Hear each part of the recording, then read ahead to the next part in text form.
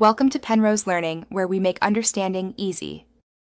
You start by selecting a low-latency VPN that supports UDP or WireGuard because Valorant needs minimal packet delay. Once you have an account, install the client and sign in.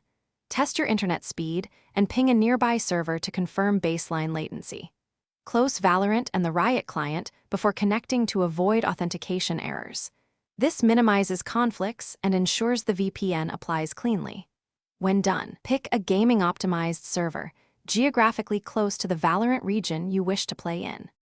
Now configure the VPN specifically for Valorant. You should enable split tunneling and add Riot client services. EXE, Valorant. EXE and Vanguard drivers so only game traffic uses the tunnel. However, if authentication breaks, route all traffic through the VPN and retry. Choose a server in the same region or as close as possible to cut routing hops. Make sure the kill switch is configured.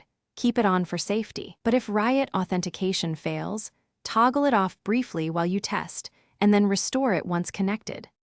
You now launch the Riot client while the VPN is connected and wait for successful authentication before opening Valorant. Check your in-game ping and ensure matchmaking works. Small increases are normal.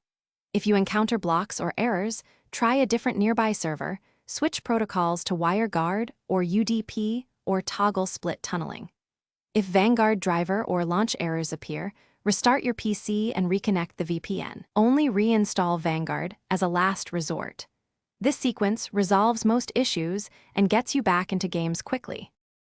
Thanks for watching. If this was helpful, leave a like and consider subscribing. See you next time.